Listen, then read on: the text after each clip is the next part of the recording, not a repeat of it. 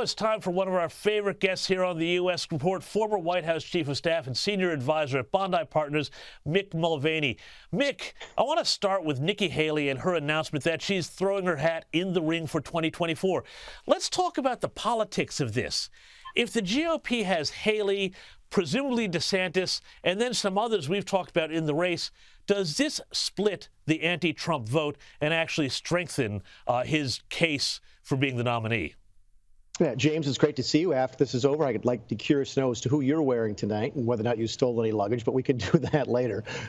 Nikki Haley, here's the situation with that, is that there's some great polling out recently in the last 2 weeks or so that shows Ron DeSantis beating Trump in a head-to-head race. You and I have talked about that before. But the same polling shows Trump winning if anybody else, most specifically Nikki Haley, is in the race. So whether or not she's in it to win it, I think she is. But whether or not she then acts as a spoiler, it's going to be a very interesting story to follow. Because right now, with the three of them hypothetically in the race, Trump is the nominee again. Now, Nikki is taking a bit of a new approach to the campaign. Have a listen to this here. The Washington establishment has failed us over and over and over again. It's time for a new generation of leadership to rediscover fiscal responsibility, secure our border, and strengthen our country, our pride, and our purpose. Now, that new generation talk, and she also echoed that at her campaign kickoff rally, clearly a shot at Joe Biden, but was that also a shot at Trump's age as well, Mick?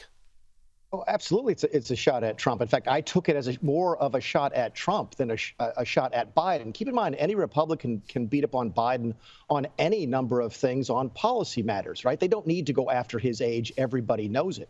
But on Trump, everything else she said, every other Republican is going to say about securing the borders, economic prosperity, competence, etc. It's the age thing that I think she and other younger Republicans will harp on as they start to go against Trump. So, no, I didn't take that as a shot against Biden as much as I did against Trump.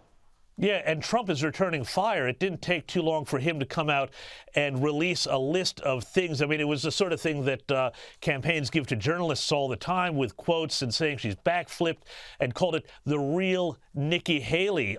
So what did you make of this? Is he now moving away from Ron DeSantis to have a shot at Nikki?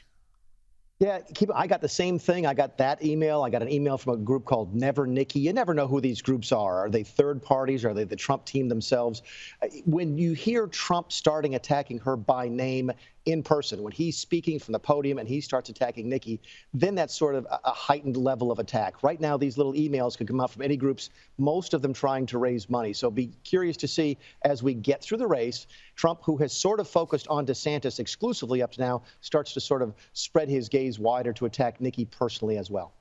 Now, the thing is, though, about this whole question about whether Nikki Haley is a spoiler or not, I also think, and we've spoken about this too, there's a real generational fight here because if you get, DeSantis, Haley, and presumably a bunch of other candidates in the race, Trump suddenly starts to look quite old. Will the Republican elders start to think, really, do we want to have the first mover advantage and get a younger candidate before the Democrats do and presumably run Joe Biden again?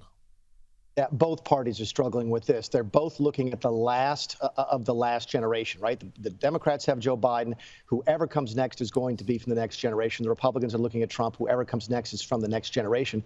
And they're sort of falling over each other to see who goes first, because if the Republicans pick a younger person, they're likely to win. If the Democrats pick a younger person, they're likely to win. But if you end up being the second mover in that competition, you end up losing power until at least 2028 and possibly beyond that. So, yeah, it's a struggle that both of the parties are going through right now, but very little they can do about it. You can't get Biden out of the way, and the Republicans can't get Trump out of the way. So they're going to have to sort of slug it out man to man, and in Nikki's case, woman to man.